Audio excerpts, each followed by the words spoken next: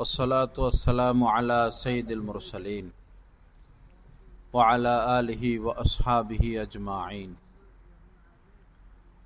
وأشهد أن لا إله إلا الله وحده لا شريك له وأشهد أن محمدا عبده ورسوله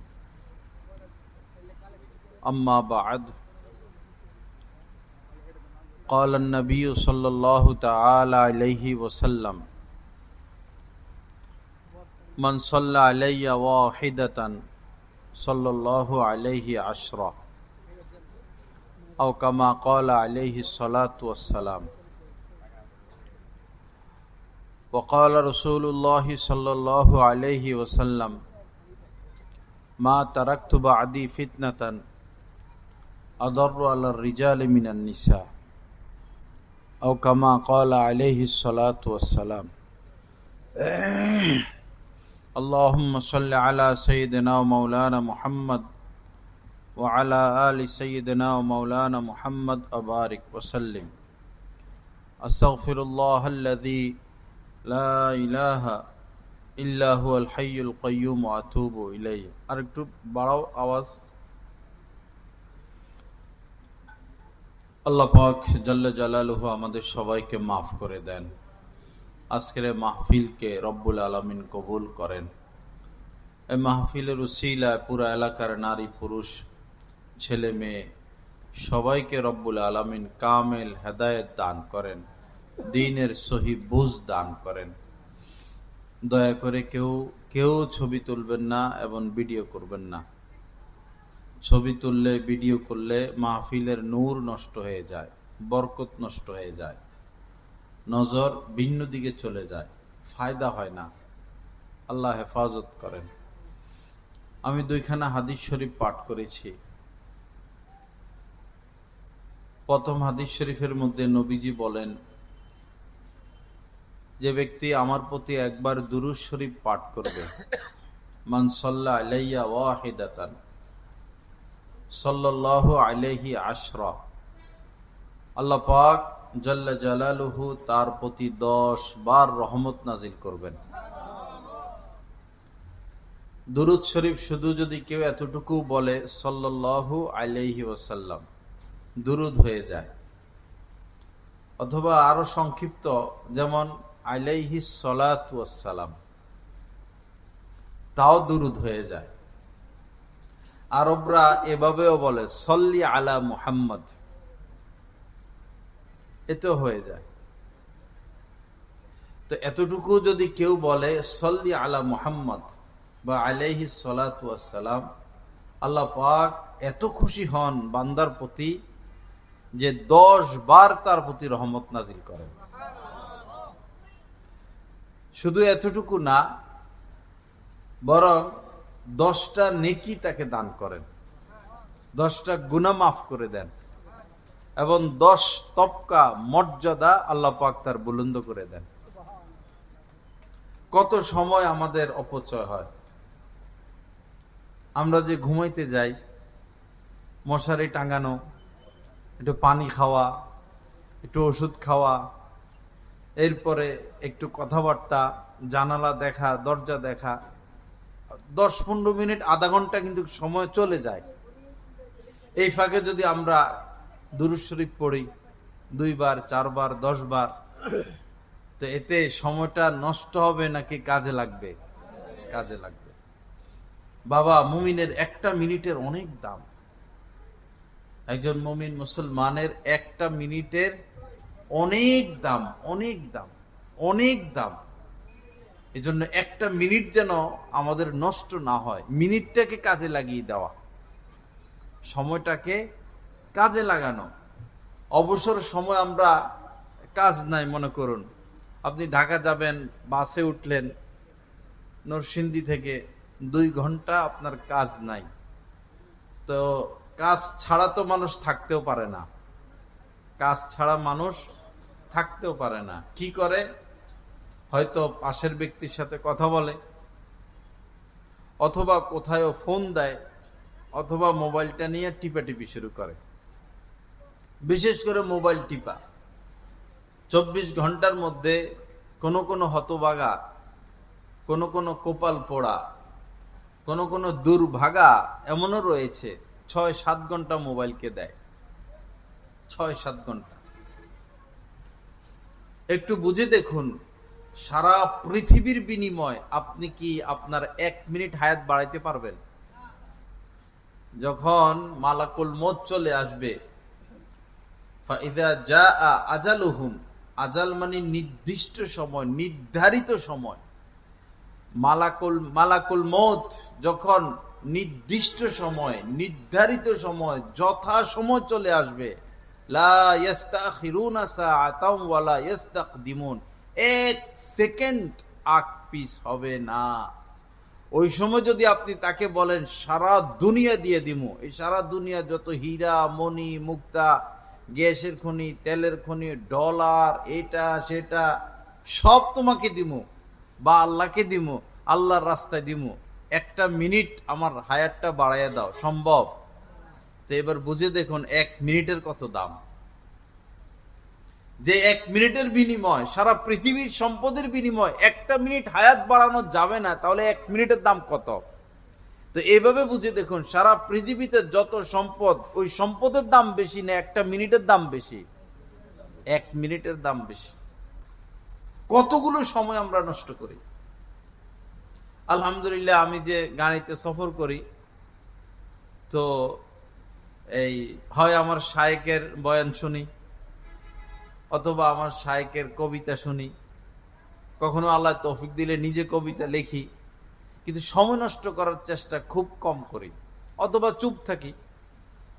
কোন মানুষ যদি বাহ্যিকভাবে চুপ থাকে কিন্তু অন্তরে আল্লাহর স্মরণ, বাহ্যিকভাবে চুপ থাকে অন্তরে আল্লাহর স্মরণ, এটা অনেক বড় জিকির, এটা অনেক বড় জিকির। রব্বুল আলামিন পবিত্র কুরআনুল কারীমে বলেছেন, অযকুর রব্বাকা ফি নাফসিকা, মনে মনে তুমি তোমার রবকে স্মরণ করো, মনে মনে তুমি তোমার রবকে স্মরণ করো।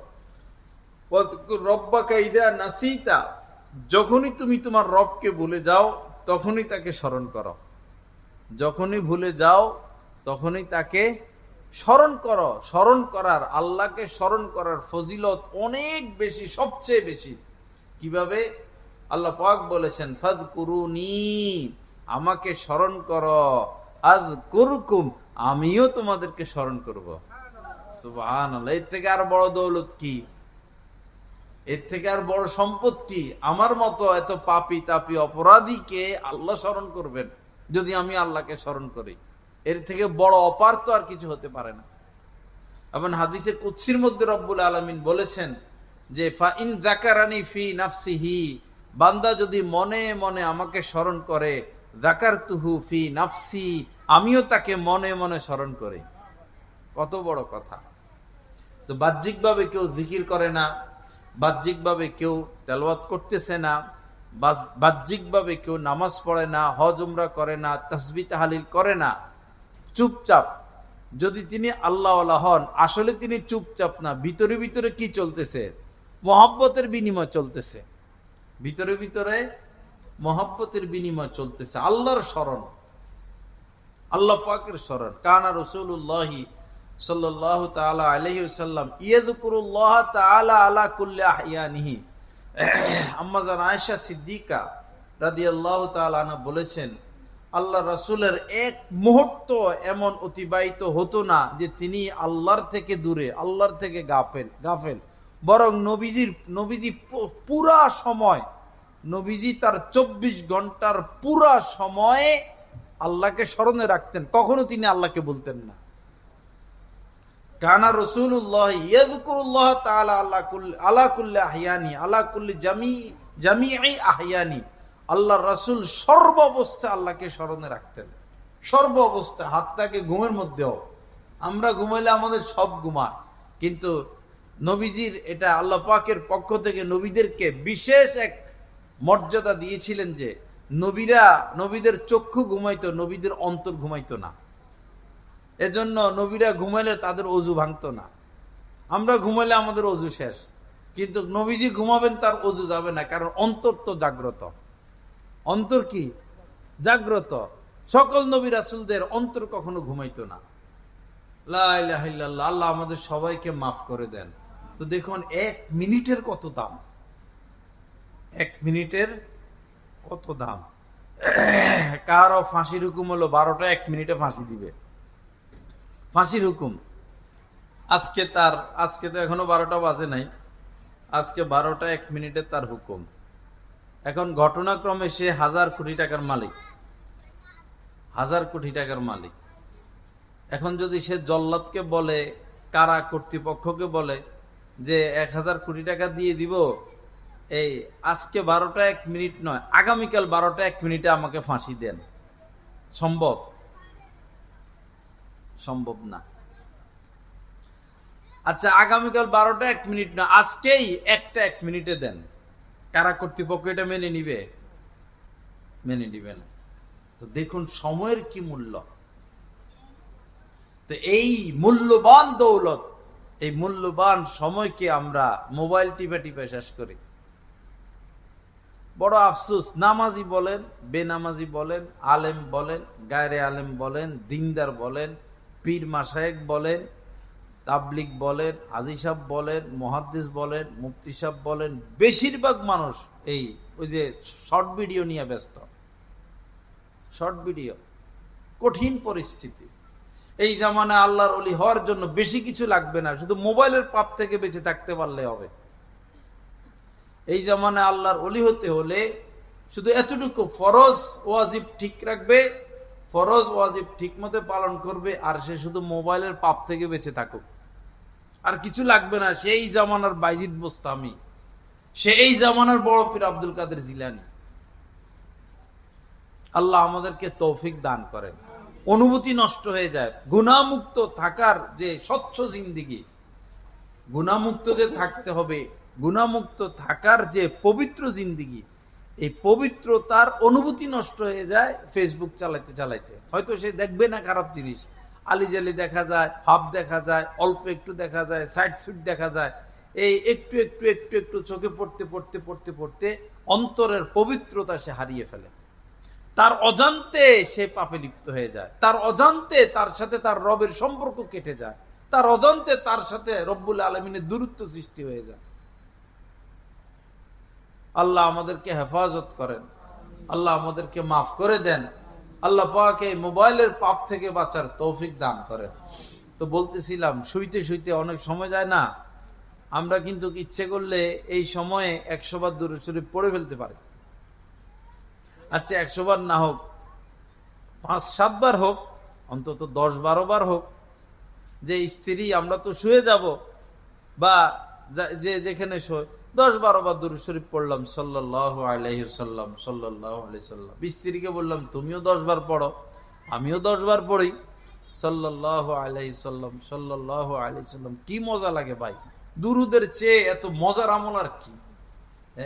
দুরুদ এমন আমল যে আল্লাহ পাক এটা ফিরিয়ে দেন না, আল্লাহ পাক এটা ফিরিয়ে দেন না, কবুল করেনই করেন।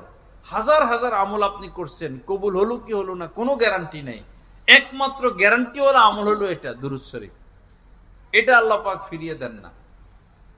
এক সাহাবী দুরুদের ফজিলত তো জানেনি, তো তিনি আল্লাহ রাসূলকে বললেন, ইয়া রাসূলুল্লাহ, তো আপনার প্রতি আমি কি পরিমাণ দুরূদ পড়তাম? তো নবীজি বললেন, মা শিইতা, তোমার যা ইচ্ছা পড়ো। সাহাবী বললেন যে আমি প্রতিদিন যতটুকু সময় পাই, ফরজ ও ওয়াজিব পালন করার পর যতটুকু সময় পাই, তো 4 ভাগের 1 ভাগ সময় শুধু দুরূদ পড়ব, আর বাকি সময় বাকি আমল করব। নবীজি বললেন, মা শিইতা, তোমার ইচ্ছা, ফা ইন জিদতা, যদি এর থেকে একটু বেশি দুরূদ পড়ো, ফাহুয়া খায়রুল লাক, তো এটা তোমার জন্য আরো বেশি কল্যাণকর হবে। সাহাবী বললেন, আচ্ছা তাহলে এই 3 ভাগের 2 ভাগ, আমার সময়ের সুলুসাইন, 3 ভাগের 2 ভাগ আমি শুধু দুরূদ আর দুরূদ পড়ব। নবীজি আবারও বললেন, মা শিইতা, তোমার ইচ্ছা, ফা ইন জিদতা, যদি এর থেকে একটু বেশি দুরূদ পড়ো, ফাহুয়া খায়রুল লাকা, এটা তোমার জন্য আরো বেশি কল্যাণকর হবে। তো সাহাবী আরো খুশি হলেন যে মজার আমল তো। পরে সাহাবী বললেন তো তাহলে নিসফু যে না ওইটা আগে সুলুসাইন আগে, এরপরে নিসফু, যে তা আগে সুলুসাইন অর্ধেক, এরপর বলছেন তাহলে 3/2 তখন নবীজি একই কথা বলছেন। পরে সাহাবী বললেন তাহলে ইয়া রাসূলুল্লাহ আমি যতটুকু সময় পাবো পুরাটা সময় ব্যাপী অন্য কোন নফল আমল নয়, একটাই আমল শুধু দুরূদ পড়ব। নবীজি এত খুশি হয়েছেন, এত খুশি হয়েছেন। পরে নবীজি বললেন যে যদি তাই হয় তাহলে তোমার যত চিন্তা পেরেশানি অস্থিরতা সবকিছু দূর হওয়ার জন্য এই দুরূদই যথেষ্ট, এই আমলই যথেষ্ট, এবং আল্লাহ পাক তোমাকে মাফ করে দিবেন।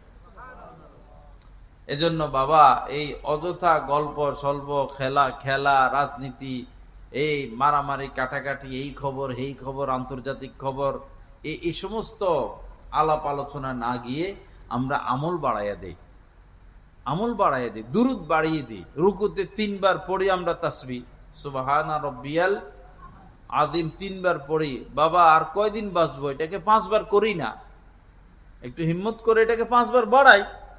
এখনই যদি মালাকুল মউত চলে আসে তো এখনই তো শেষ, আত্ম নামাজ পড়ার সুযোগ পাবো না, আত্ম সুবহানা রাব্বিয়াল আযীম পড়ার সুযোগ পাবো না।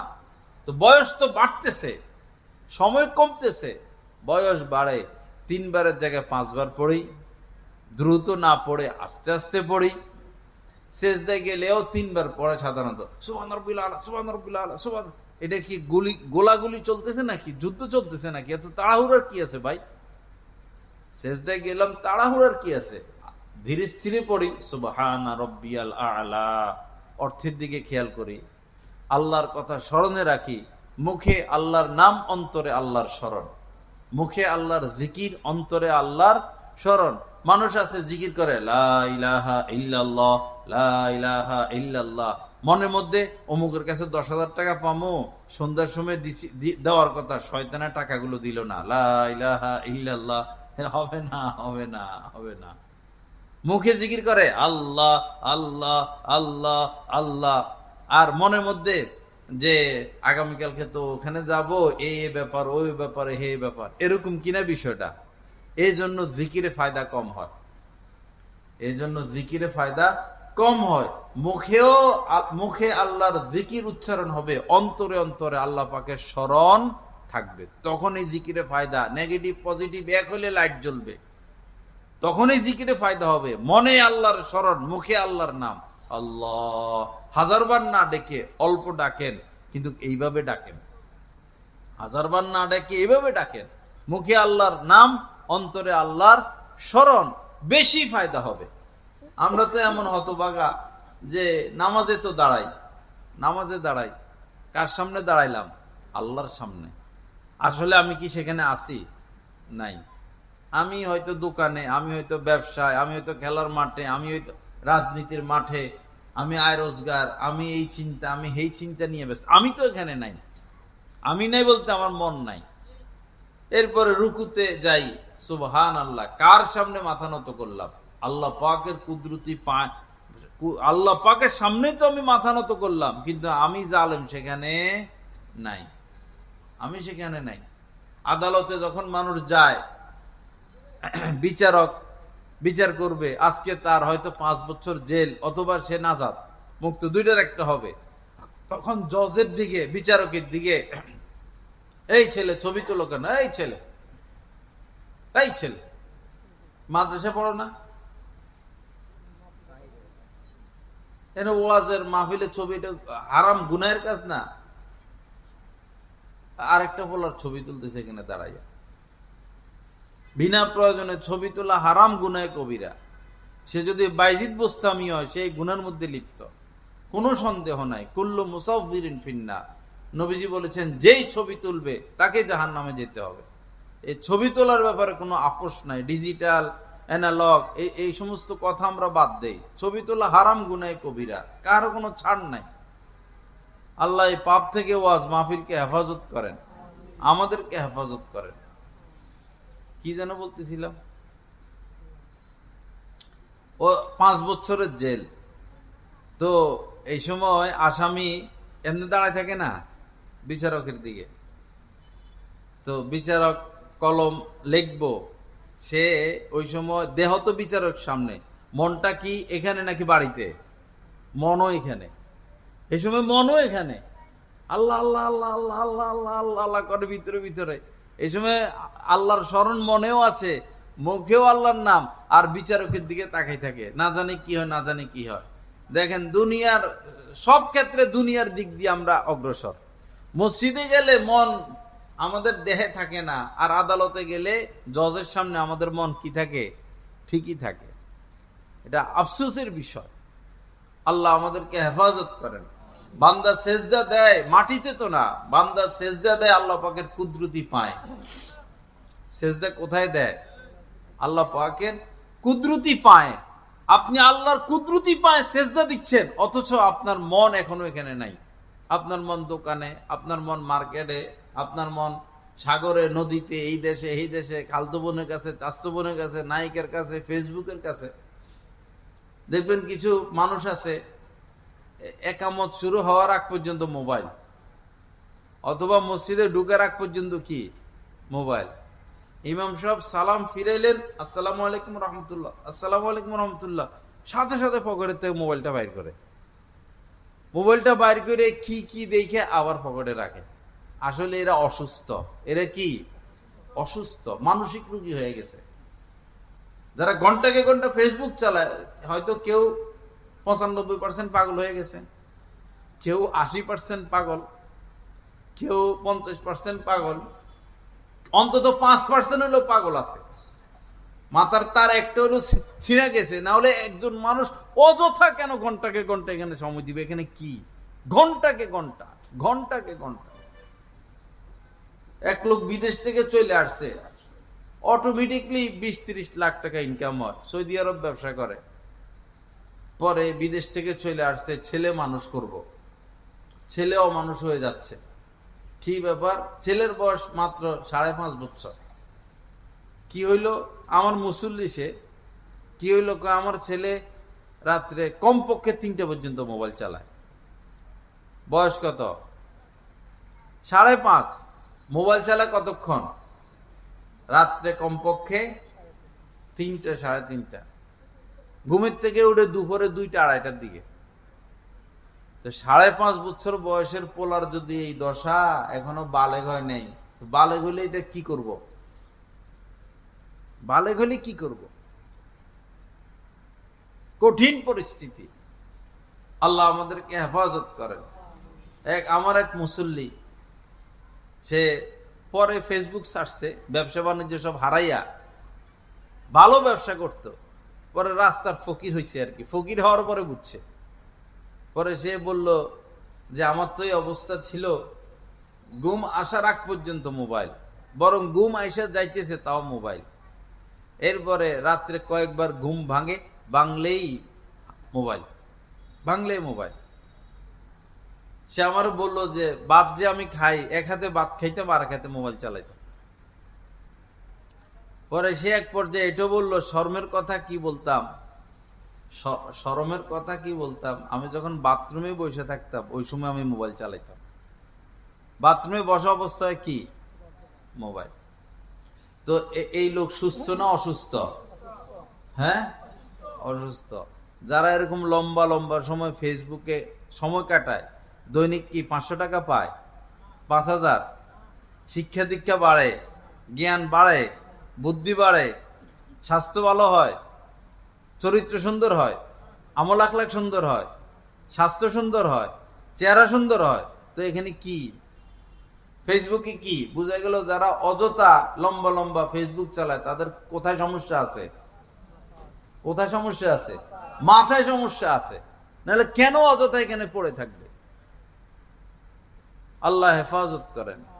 আল্লাহ, বাঙালিদের মতো এত মোবাইল কেউ চালায় না, তো মূর্খ জাতি, তো কেউ এত মোবাইল চালায় না, কেউ না, কোন জাতি এত মোবাইল টিপে। ফেসবুকের দিক দিয়ে ঢাকা বিশ্বের 1 নম্বর স্থানে আছে। তারা তো আবিষ্কার নিয়ে আছে, রাশিয়া আবিষ্কার নিয়ে ব্যস্ত, চীন আবিষ্কার নিয়ে ব্যস্ত, আমেরিকা আবিষ্কার নিয়ে ব্যস্ত। দেখেন না কি ট্রেনিং দিয়েছে সৈনিকদেরকে। সে আমেরিকার থেকে আইসে একটা স্বাধীন রাষ্ট্রের প্রধানমন্ত্রী উঠে নিয়ে গেছে। কিরকম ট্রেনিং দিল, কি ভয়ঙ্কর কাহিনী। ওই বেটা কত ভিতরে গিয়ে পলায় রয়েছে, তারও তো হাজার হাজার সৈনিক, লাখ লাখ সৈনিক, লাখ লাখ অস্ত্র, তারও তো অস্ত্রের অভাব নাই। হেরে এসে উঠে নিয়ে গেছে। কি শক্তি তারা সঞ্চয় করছে, কি প্রযুক্তি তারা গ্রহণ করছে। আর বাঙালির কাছে কোনো প্রযুক্তি আছে? আছে শুধু মোবাইল টিপা। এখন এই পাকিস্তান থেকে বিমান কিনবে, পাকিস্তান থেকে বিমান কিনবে। যুদ্ধে পাকিস্তান দিচ্ছে না, আমরা দিচ্ছি। তা আমরা এখন এত নিচে কেন গেলাম যে তাদের থেকে বিমান কিনতে হবে? কেন এত নিচে গেলাম? তারা না যুদ্ধে আমাদের হাতে মায়ের খেয়ে পলাইলো। আসল কথা হইলো, স্বাধীন হওয়ার পর থেকে ভালো মানুষ দেশ চালায় নাই। ভালো মানুষ দেশ চালায় নাই, শুধু লুটপাট লুটপাট লুটপাট। কোনো অস্ত্র নাই দেশে, আল্লাহর কসম। এখন ডক্টর ইউনিস কিছু অস্ত্র কেনার উদ্যোগ নিয়েছেন, কিছু ড্রোন, কোনো যুদ্ধ বিমান নাই তো ভালো যুদ্ধ করার মতো। শুধু লুটপাট আর চুরি ডাকাতি নিয়ে ব্যস্ত। পাশাপাশি আমরা স্বাধীন হইলাম পাকিস্তান থেকে। পাকিস্তান পরমাণু বোমা তৈরি করে, পাকিস্তান যুদ্ধ বিমান তৈরি করে, ড্রোন তৈরি করে, ক্ষেপণাস্ত্র তৈরি করে। পাকিস্তানের কাছে বিশ্বের সেরা বিমানগুলো মজুদ। আর তাদের সাথে যুদ্ধ করে জিতে আমরা স্বাধীন হইলাম। আমাদের হইলো পাখি মারার গুলি। কি মারার গুলি? পাখি মারার গুলি। তো এই যে সামরিক বাজেট হয়, টাকাগুলো যায় কই? আমি এক লেখায় পাইছি, পাকিস্তান থেকে আমাদের সামরিক বাজেট বেশি। পাকিস্তানের থেকে, এরা গরিব না, কত গরিব দেশ আমাদের তুলনায়। পাকিস্তানের থেকে আমাদের সামরিক বাজেট বেশি, অথচ আমাদের অস্ত্র নাই। তো সামরিকের এই টাকাগুলো গেল কই? আমাদের প্রিয় প্রিয় নেতারা খায় আর কি। প্রিয় প্রিয় নেতারা, যাদেরকে বারবার আমরা ক্ষমতায় বসাইতে চাইতেছি। বসান বসান, খাক, খাইছে তো আরো খাক, খাইতে দেন। আপনারাও জাহান নামে যান, ভোট টোট দিয়া, হেরো যাক, দেশ শেষ হোক, দেশ শেষ হোক। দেশের মায়া যার ভিতরে আছে, সে দুর্নীতিবাজকে ভোট দিতে পারে না। যে দেশকে ভালোবাসে, সে অর্থ পাচারকারীকে ভোট দিতে পারে না। কেউ বলতে পারবেন আমাদের অমুক অমুক নেতা, আমাদের মন্ত্রীরা অর্থ পাচার করে নাই? কোন মন্ত্রীর নাম বলতে পারবেন? সব দলের হিসাব করেন, এক দুই দল না, যারা পলাইছে তারা সহ যারা আছে সব এমপি মন্ত্রীদের মধ্যে লিস্ট করে 10 জন এমপির নাম, 10 জন মন্ত্রীর নাম কে পেশ করতে পারবে যে দেশের টাকা বিদেশে পাঠায় নাই, দুর্নীতি করে নাই, চুরি করে নাই, ডাকাতি করে নাই, মাস্তানি করে নাই? আছে এরকম 10 জন এমপি মন্ত্রী? আছে? নাই নাই নাই নাই, আপনার খবর নাই, আপনার খবর নাই। আল্লাহ হেফাজত করেন। আল্লাহ পাক ভালো লোকদেরকে নির্বাচিত করার তৌফিক দান করেন। যাই হোক, আমি বলতেছিলাম সময় নষ্ট না করা। বাঙালিদের মতো এত বেশি মোবাইল কেউ টিপে না। অস্ট্রেলিয়া নাস্তিকদের রাষ্ট্র, তারা রাষ্ট্রীয়ভাবে আইন করে নিছেন 16 বছরের আগে কেউ ফেসবুক, ইউটিউব, টিকটক এগুলো কিছু ব্যবহার করতে পারবে না।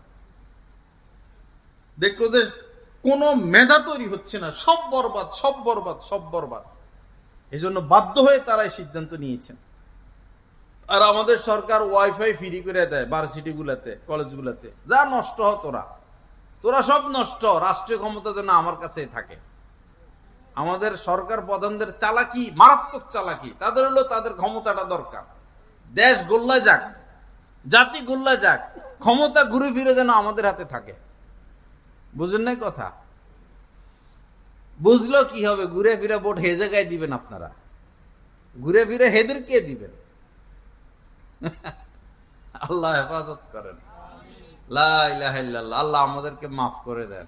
ভোট দেওয়া মানে সাক্ষী দেওয়া, ভোট দেওয়া মানে সাক্ষী দেওয়া আল্লাহ এই লোকটা যোগ্য। ভোট দেওয়া মানে কি? আপনি আল্লাহকে বললেন আল্লাহ এই লোকটা যোগ্য। এরপরে যদি সে ভালো কাজ করে, আপনি এই ভালো কাজের সওয়াব পাবেন, অংশ পাবেন। আর চুরি করলে হেটাও পাবেন, চুরি করলে হেটাও পাবেন। এই কথাটা মনে রাখবেন। ভোট বড় মারাত্মক বিষয়। ভোট দিবেন, অবশ্যই দিবেন, চিন্তা ভাবনা করে দিবেন, চিন্তা ভাবনা করে দিবেন। লা ইলাহা ইল্লাল্লাহ। আল্লাহ আমাদের সবাইকে মাফ করে দেন। যাক, ওই সাবজেক্ট বাদ, আমরা আমাদের সাবজেক্টে যাই। হ্যাঁ, তো কি বলতেছিলাম? যে এই অযথা এই মোবাইল ব্যবহার থেকে নিজেকে বাঁচাই, সময় বাঁচাই। রাত্রে আমরা শুই মোবাইল নিয়ে না শুইয়া আপনি একটা তাসবিহ নিয়ে শোন, তাসবিহ ছড়া পরীক্ষামূলক। মোবাইলের মধ্যে অ্যালার্ম দিয়ে রাখেন 5:30টায় আমাকে উঠতে হবে, মোবাইলটা আলমারির উপরে রাখেন, শোকেসের উপরে রাখেন, দূরে রাখেন অ্যালার্ম দিয়া। এরপরে তাসবিহ নিয়ে শোন, অথবা একটা ইসলামিক কিতাব নিয়ে শোন, তসবিহ টিপেন, নিয়ত করেন যে 100 বার দুরূদ শরীফ পড়বো, 100 বার লা ইলাহা ইল্লাল্লাহ পড়বো, 100 বার ইস্তেগফার পড়বো, 3 কুল পড়বো, আয়াতুল কুরসি পড়বো, ঘুমের দোয়া পড়বো। এগুলো নিয়ত কইরা যে এটাও তো একটা কাজ, গুরুত্বপূর্ণ কাজ। এই নিয়তে শুয়ে যান, দেখবেন কি আরামের ঘুম, আপনার কত সময় বেঁচে যায়। একবার যদি ইউটিউবে ঢুকে, একবার যদি ফেসবুকে ঢুকে 1 ঘন্টার আগে বাইরে হওয়া যায়? 1 ঘন্টার আগে বাইর হওয়া যায় না। তো প্রতিদিন কত সময় চলে যায়। এই 1 ঘন্টা জিকির করি, এই 1 ঘন্টা আল্লাহকে ডাকি, 1 ঘন্টা একটা মাসালা শিখি। এই 1 ঘন্টা ফেসবুক চালানোচ্ছে যদি একবার বলি আলহামদুলিল্লাহ, মোবাইল 1 ঘন্টা না টিপা যদি আলহামদুলিল্লাহ বলি, তো 1 ঘন্টা মোবাইল টিপার মধ্যে আমার লাভ বেশি না একবার আলহামদুলিল্লাহ বলার মধ্যে লাভ বেশি? কত লাভ! নবীজি বলেন আলহামদুলিল্লাহ তামলাউল মিজান। কেউ যদি একবার আলহামদুলিল্লাহ বলে, আল্লাহ পাক এত নেকি দেন যে মিজানের পাল্লা ভরপুর হয়ে যায়। মিজানের পাল্লা ভরপুর হয়ে যায়, এত নেকি দেন। মিজানের পাল্লা কত বড়! এই যে 7 আসমান 7 জমিন, আমরা তো শুধু পৃথিবীতে এখন আবিষ্কার করা সম্ভব হয় নাই। এত বড় পৃথিবী, এখনো পৃথিবীর সব জায়গায় মানুষ যাইতে পারে, অর্ধেকও মনে আবিষ্কার হয় নাই। ইয়াজুজ মাজুজ কোথায় আছে? এটা তো হাজার হাজার কোটি কোটি, কোথায় তাদের বসবাস খবরও তো এখনো পাই নাই আমরা। ওই যে জুলকার তিনি যে দেওয়াল দিয়ে দিচ্ছেন, দেওয়ালের ওই পাশে যে তারা তো আছে এখনো, কিয়ামতের আগে বের হয়ে আসবে। সাগর সব এখন আবিষ্কার সম্ভব হয় নাই, মরুভূমি আবিষ্কার সম্ভব হয় নাই। তো এটা তো মাত্র ছোট একটা গ্রহ। সে চাঁদ, সে সূর্য, সে লক্ষ লক্ষ তারকা, প্রথম আসমান, দ্বিতীয় আসমান, তৃতীয় আসমান, এই সব কিছু যদি এক পাল্লা রাখা হয় সবকিছু, তাহলে এইটারে দেখা যাবে যে পাল্লার এক কোনায় একটা সুপারি পড়ে রয়েছে, আর কি সুপারি বা বুট বা বাদাম পড়ে রয়েছে। তো দেখুন এই মিজানের পাল্লা তাহলে কত বড়, মিজানের পাল্লা কত বড়। আর আল্লাহর কি দয়া, এত বড় মিজানের পাল্লা নেক আমল করে করে কেমনে বলবো, আল্লাহর কি দয়া। দেখুন একবার যদি কেউ আলহামদুলিল্লাহ বলে, এত নেকি দেন যে মিজানের পাল্লা ভরপুর হয়ে যায়। কত বড় কথা। আল্লাহ আমাদেরকে আমলেই জিন্দেগি নসিব করেন, আল্লাহ পাক গুনাহমুক্ত জিন্দেগি নসিব করেন। তো দুরূদ শরীফ থেকে কথা শুরু হয়েছিল, দুরূদ শরীফ। তো শোয়ার সময় 5-7 বার কমপক্ষে, কি বলেন ইনশাল্লাহ? 5-7 বার। আর এই শোয়ার আগে আর ছোট একটা আমল বলি, শুয়ে তো যাব। তো এই সারাদিন কি গুনাহ টুনা হয় নাই? হয়েছে না? অবশ্যই হয়েছে। নবীজি বলেন যে ইন্নাল্লাহা ইয়াবসুতু ইয়াদাহু বিল্লাইল লিয়াতুবা মুসিউন নাহার। রাত্রিবেলা আল্লাহ পাক বান্দাদের দিকে 2 হাত এভাবে প্রসারিত করে দেন, 2 হাত। কেন? দিনের বেলায় যারা যত পাপ করছে তারা যেন তওবা করে নেয়। দিনের বেলা যারা পাপ করছে তারা যেন তাদের পাপ থেকে তওবা করে, এজন্য রাত্রিবেলা আল্লাহ পাক তার কুদরতি 2 হাত প্রসারিত করে দেন। তা আল্লাহ তো মাফ করার জন্য, ক্ষমা করার জন্য অপেক্ষমান, কিন্তু আমাদের মুখ দিয়ে এটা আসে না, আল্লাহ আমাকে মাফ করে দাও, আল্লাহ আমাকে ক্ষমা করে দাও, এটা আমাদের মুখ দিয়ে আসে না। শুধু পাপ করতেই আসি, পাপ করতেই আসি, পাপ করতেই আসি। কত করবেন ভাই পাপ? পাপ কত করবেন? কত শাস্তি ভোগ করতে পারবেন? যত শাস্তি ভোগ করতে পারবেন তত পাপ করেন। আর যদি বলেন শাস্তি ভোগ করতে পারবো না, তাহলে পাপ ছেড়ে দেন, তাহলে পাপ ছেড়ে দেই, গুনাহ ছেড়ে দেই। তো শোয়ার আগে এই 1 মিনিট হোক, 2 মিনিট হোক, 3 মিনিট হোক, একটু বইসা, খাটের মধ্যে বইসা বস কয়েকবার আস্তাগফিরুল্লাহ, একবারে দিল থেকে। আস্তাগফিরুল্লাহ মানে কি? আল্লাহ আমাকে মাফ করে দেন। আস্তাগফিরুল্লাহ, আস্তাগফিরুল্লাহ, আস্তাগফিরুল্লাহ। অথবা আরো ভালো হয় হাতটা উঠাইবেন। মুনাজাতের জন্য অজু লাগে না, মুনাজাতের জন্য অজু লাগবে না, কেবলার দিকে ফিরে লাগবে না। আপনি যে অবস্থায় আছেন, যেখানে আছেন, বাথরুম না হলে হলো, দোয়া করতে পারবেন। বা স্বামী স্ত্রী হোক, আপনি একে একা হন, এই শুয়ে তো যাবো, 2 মিনিটের জন্য একটু হাতটা উঠাই, 2 মিনিট, আচ্ছা 2 মিনিট বাদ দেন, 1 মিনিট, 2 মিনিট যদি বড় মনে হয়, 1 মিনিটের জন্য, বেশি না, 1 মিনিট, 1 মিনিট আল্লাহর কাছে মাপ চামো, বাস। আলহামদুলিল্লাহ রাব্বিল আলামিন, আস্তাগফিরুল্লাহ, আস্তাগফিরুল্লাহ, আস্তাগফিরুল্লাহ। অথবা বাংলাতে, আল্লাহ মাফ করে দেন, আল্লাহ মাফ করে দেন, আমাকে মাফ করে দেন, আমার আব্বা আম্মাকে মাফ করে দেন, আল্লাহ আমার রিজিকের মধ্যে বরকত দেন, আল্লাহ আমাকে পাপ থেকে হেফাজত করেন, আল্লাহ ঈমান মজবুত করেন, আল্লাহ তাকওয়া দান করেন, আপনার মহব্বত দান করেন, হজ উমরা করার তৌফিক দান করেন, বিপদগুলো দূর করেন, বিরহমাতিকা ইয়া আরহামার রাহিমিন। 1 মিনিট সম্ভব হবে কিনা বলেন? আজকের এই ওয়াজ থেকে এই 1 মিনিটের একটা আমল, মরার আগে একটু দোয়া মুনাজাত করা, পারবো তো ইনশাআল্লাহ? আর হাত উঠাইতে যদি ভালো না লাগে, মুখে বলবেন। তবে ওই সময় এই মানে কাজ শেষ কইরা শুয়ে পড়বেন। অজু ইস্তিনজা করছেন, মেসওয়াক করছেন বা ব্রাশ করছেন, মশারি টাঙ্গায় ফেলছেন, এখন শুধু শোয়া বাকি। এই সময় সমস্ত কাজ থেকে ফারেক হইয়া, মাথায় এখন আর কোনো কাজ নাই, মাথায় হলো শুয়ে যাওয়া, বস। এই সময়ে 1 মিনিট আল্লাহ পাকের কাছে ক্ষমা চেয়ে পরে শুয়ে যাওয়া। হতে পারে এই রাতই কি শেষ রাত, এই রাতই শেষ রাত। আল্লাহ পাকের কাছে বেশি প্রিয় ক্ষমা চাওয়া, আল্লাহ পাকের কাছে বেশি প্রিয়। হাদিস শরীফের মধ্যে আল্লাহ পাক পবিত্র কোরআনের মধ্যে বলেছেন, ইস্তাগফিরু রব্বাকুম সুম্মা তুবু ইলাই। ইস্তাগফিরু রব্বাকুম, তোমরা তোমাদের প্রভুর কাছে ক্ষমা চাও, তোমরা তোমাদের প্রভুর কাছে ক্ষমা চাও, এবং সুম্মা তুবু ইলাই, অতঃপর তার কাছে তওবা করো। এবং হাদিস শরীফের মধ্যে নবীজি বলেছেন, কি গুরুত্ব সহকারে বলতেছেন দেখুন, যে ওয়াল্লাহি, আল্লাহর কসম। কে বলতেছেন এই কথা? নবীজি বলতেছেন, ওয়াল্লাহি, আল্লাহর কসম, ইন্নী লা আস্তাগফিরুল্লাহ ওয়া আতুবু ইলাইহি ফিল ইয়ামি, আমি প্রতিদিন, নিশ্চয়ই আমি প্রতিদিন আল্লাহ পাকের কাছে তওবা করি।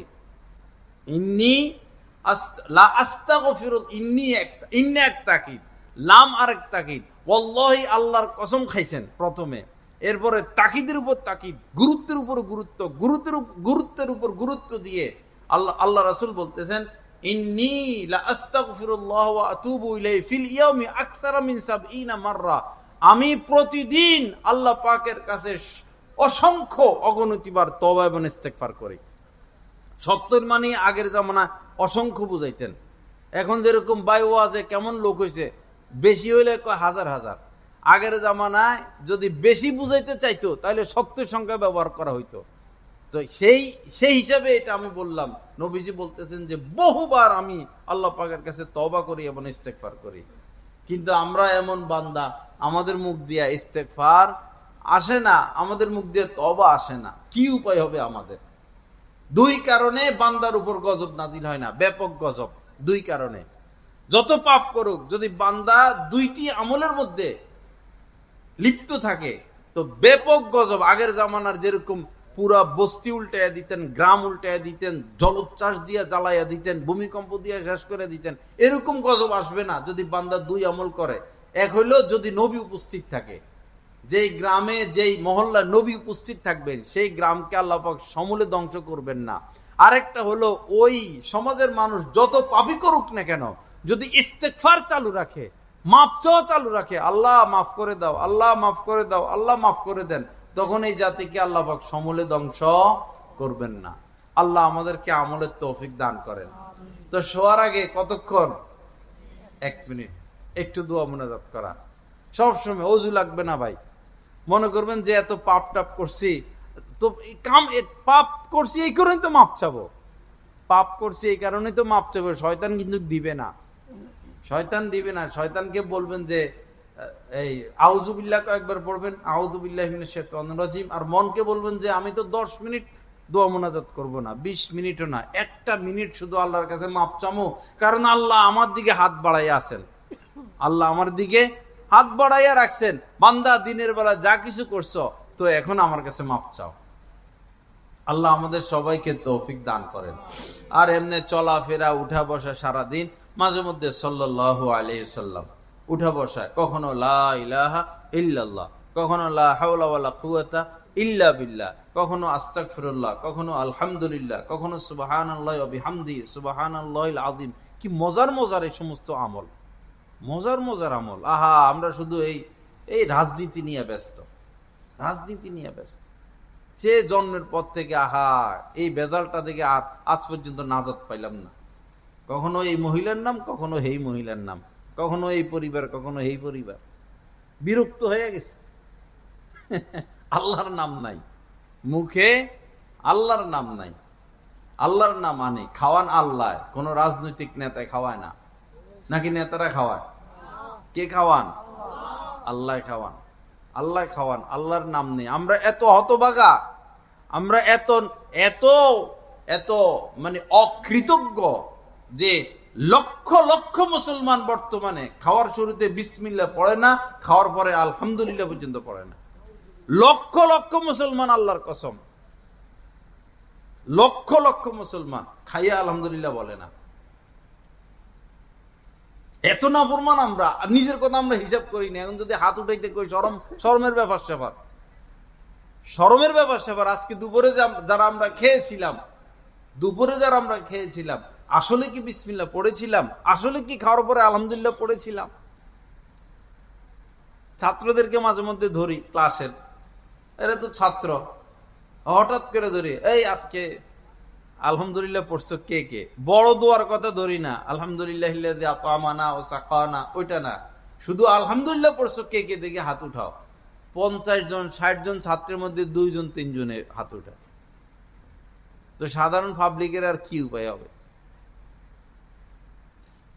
বড় ওয়াজ মাহফিল, মাঝে মধ্যে যারা বক্তবিন্দু বা নিজের এলাকা পরিচিত, তখন বলি যে দুপুরে খানা খাইছিলেন তো? হ্যাঁ খাইছি। তো দুই হাতের কবজি সহ ধোয়া তো সুন্নত, 2 হাতের কবজি। আচ্ছা, কে কে 2 হাতের কবজি সহ ধুইছিলেন? এই সুন্নতটা কে কে চিন্তা করছেন? একটু হাত উঠান তো। আল্লাহ হেফাজত করুক, একজনও হাত উঠায় না, এক আল্লাহর বান্দা নাই। আল্লাহ রাসূলের এই সুন্নতটা 2 হাত কবজি পরিমাণ ধুইলে কি আমার লাভ না লস? কত লাভ! এই হাতে জীবাণু, হে হাতে জীবাণু, কত কিছু আমরা ধরছি যেটা আমরা খালি চোখে দেখি না। রাসূলের এই সুন্নতটা আদায় করলে আমার হাতটা জীবাণু মুক্ত হলো, পরিষ্কার হলো, আমি ভালো জিনিস খাইলাম, আমার উপকারের জন্য এই সুন্নতটা। কিন্তু আমরা নাই, সুন্নতের উপর আমল নাই। আল্লাহ আমাদেরকে হেফাজত করেন, সুন্নত জিন্দা করার তৌফিক দান করেন। বাবা, এই অল্প কিছু দোয়া শিখে ফেলা চাই, অল্প কিছু দোয়া, বেশি সময় লাগবে না। আপনি যারা সাধারণ মানুষ, আপনি সপ্তাহকে টার্গেট করেন যে 1 সপ্তাহে একটা দোয়া শিখবো। যেমন ঘুমের দোয়া, আল্লাহুম্মা বিসমিকা আমুতু ওয়া আহইয়া। দেখেন এই দোয়াটা পড়তে 10 সেকেন্ড লাগে না, 10 সেকেন্ডের ব্যাপার না। এই ঘুমের আগে দোয়াটা পড়বো, নবীজি পড়ছেন এই দোয়াটা। এই লক্ষ লক্ষ মুসলমান এই দোয়া পারে না, পড়ে না। লক্ষ লক্ষ মুসলমান, কি বলবো। এই ঘুমের দোয়াটা শিখি, ঘুম থেকে জাগার দোয়াটা, বাথরুমে প্রবেশের দোয়াটা, বাথরুম থেকে বের হওয়ার দোয়াটা, মসজিদে প্রবেশের দোয়াটা, মসজিদ থেকে বের হওয়ার দোয়াটা, খানার আগের দোয়াটা, খানার পরের দোয়াটা, ঘর থেকে বের হওয়ার দোয়াটা। কমপক্ষে আমার মুসলমান ভাই 5-2টা দোয়া বলি, এই কয়েকটা দোয়া একটু শিখেন, আল্লাহ রস্তে কয়েকটা দোয়া শিখেন, আল্লাহ রস্তে। আর নামাজ পড়তে যা লাগে, যতটুকু লাগে, এগুলো শুদ্ধ করে ফেলি।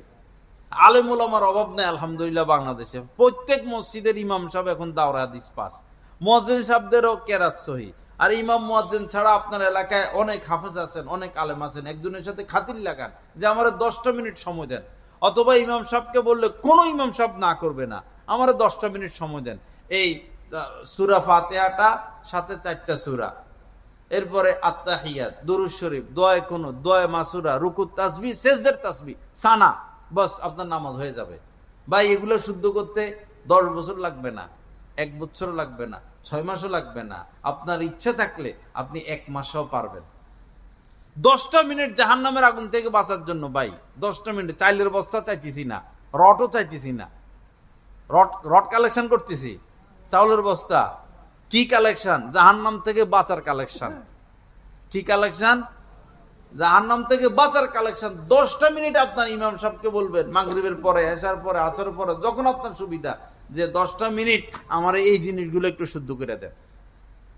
1 মাস চেষ্টা করি ভাই। নামাজ অশুদ্ধ হওয়ার প্রথম যেটা কারণ, সেটা হলো নামাজে ভুল, অশুদ্ধ পড়া। নামাজ না হওয়ার প্রথম কারণ হচ্ছে নামাজে ভুল পড়া। এই কি কেমনে পড়ে, লে এ লা ফে করাই, কেমনে যে পড়ে শুনলে মাথা গরম হয়ে যাবে। আল্লাহ আমাদেরকে সহি বুঝ দান করেন।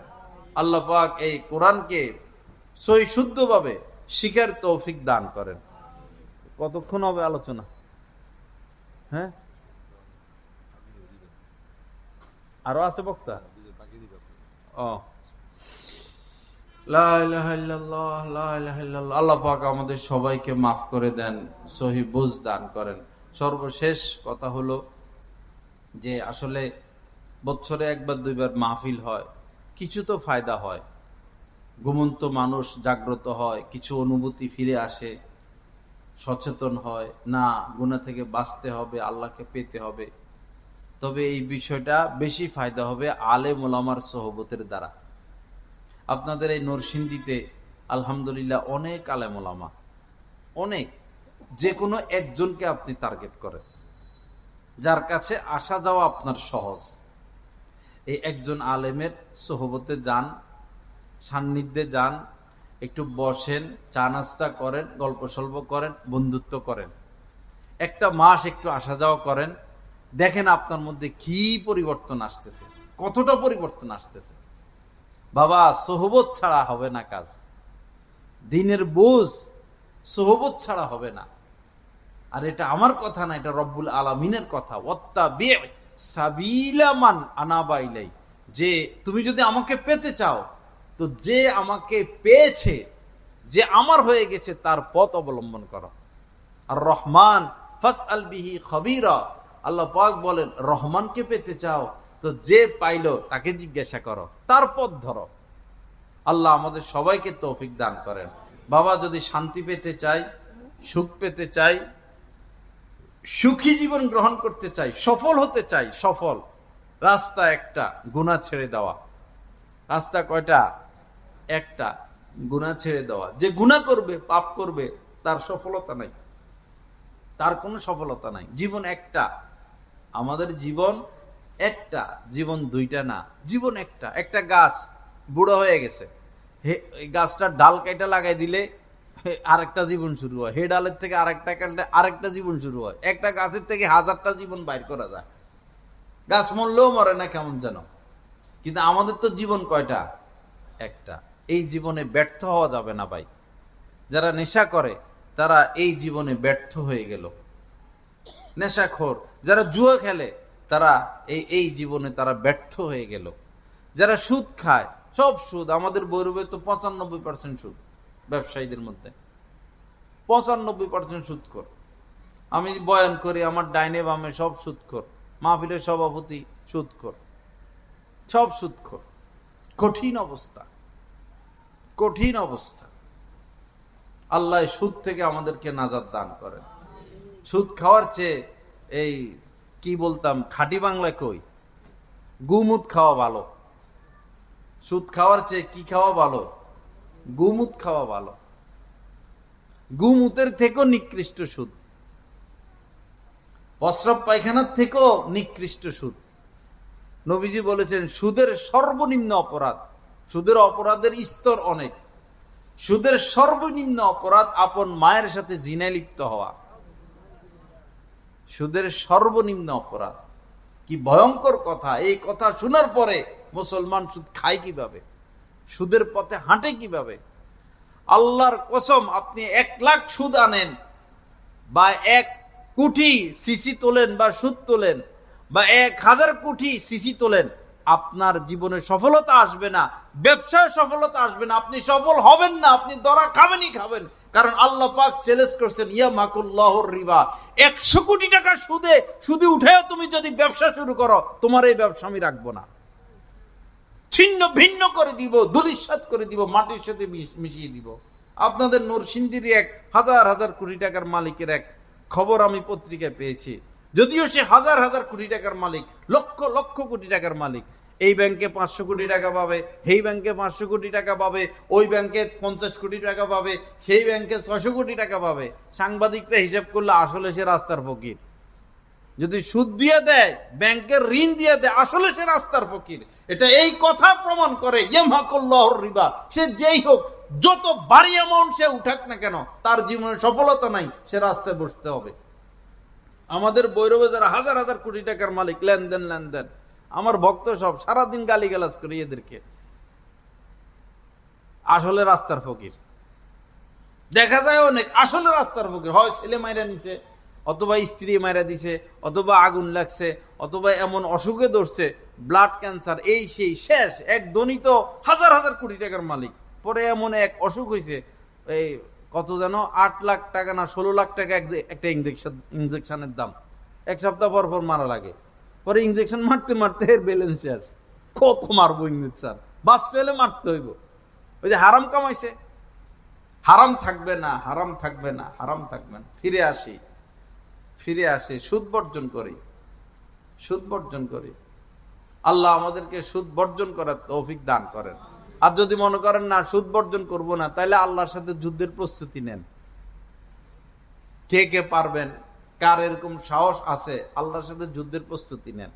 আল্লাহ পাকের কথা, ইয়া আইয়ুহাল্লাযীনা আমানুত্তাকুল্লাহ, হে ঈমানওয়ালারা, আল্লাহকে ভয় করো। ওয়াযারু মা বাকিয়া মিনার রিবা, সুদের যা আছে সব বর্জন করো। ইন কুনতুম মুমিনিন, যদি তুমি মুমিন হও। ফা ইল্লাম তাফআলু, আর যদি সুদ না ছাড়ো, ফাযানু বিহারবিম মিনাল্লাহি ওয়া রাসূলি, তো আল্লাহ এবং আল্লাহর রাসূলের সাথে যুদ্ধের প্রস্তুতি নাও, যুদ্ধের ঘোষণা। আসো, যুদ্ধে আসো, দেখি। তার মানে কি, ধ্বংস ছাড়া তার কোনো উপায় নাই। আল্লাহ আমাদেরকে সুদ বর্জনের তৌফিক দান করেন। আল্লাহ পাক আমাদেরকে পাপ থেকে বাঁচার তৌফিক দান করেন। যে হাদিস খানা আমি পড়েছিলাম, নবীজি বলেন যে, মা তারাকতু বাদি ফিতনাতান আদররু আলার রিজালি মিনান নিসা, আমার পরে পুরুষদের জন্য সবচেয়ে ক্ষতির কারণ হবে নারীগণ। আমার পরে পুরুষদের জন্য সবচেয়ে ক্ষতির কারণ হবে কি? নারীগণ। যুবক ছেলে যারা আসো বাবা, পড়ালেখা করো, মেয়েদের সাথে লাইন ফাইন করো না, প্রেমের সম্পর্ক করো না, মেয়েদের থেকে দূরে থাকো যদি সফল হতে চাও দুনিয়া এবং আখেরাতে। যদি মেয়েদের ফাঁদে পা দাও, তোমার দুনিয়াও শেষ, তোমার আখেরাতও শেষ, সব শেষ। এটা আমার কথা না, তোমার নবীর কথা। নবীজি বলেছেন, ফাত্তাকুল্লাহ ওয়াত্তাকুন নিসা, দুনিয়াকে ভয় করো, নারী জাতিকে ভয় করো। ফাইন্না আউওয়ালা ফিতনাতি বানি ইসরাঈলা কানাত মিনান নিসা, কেননা বনি ইসরাইল, হযরত ইসরাইল আলাইহিস সালামের যে বংশ, হযরত ইউসুফ আলাইহিস সালামের আব্বা, ওনাদের যে বংশ, এই বংশে শত শত নবী রাসূল পাঠিয়েছেন আল্লাহ পাক। এই বংশ পৃথিবীর সেরা বংশ ছিল এক সময়। নবী, রাসূল, রাজা, বাদশাহ, সারা পৃথিবী তারা এরকম আবাদ করছে। এই বংশের মধ্যে সর্বপ্রথম ফিতনা চালু হয়েছিল নারীদের মাধ্যমে। আল্লাহ পাক আমাদেরকে তামাম ফিতনা ফাসাদ থেকে বেঁচে থাকার তৌফিক দান করেন। আল্লাহ পাক গুনাহ মুক্ত জিন্দেগি দান করেন। আল্লাহ পাক আমাদেরকে আলেম ওলামাদের সোহবতে উঠা বসার তৌফিক দান করেন। ওয়া আখিরু দাওয়ানা আলহামদুলিল্লাহি রাব্বিল আলামিন ওয়া সাল্লাল্লাহু আলা নবিয়িল কারীম।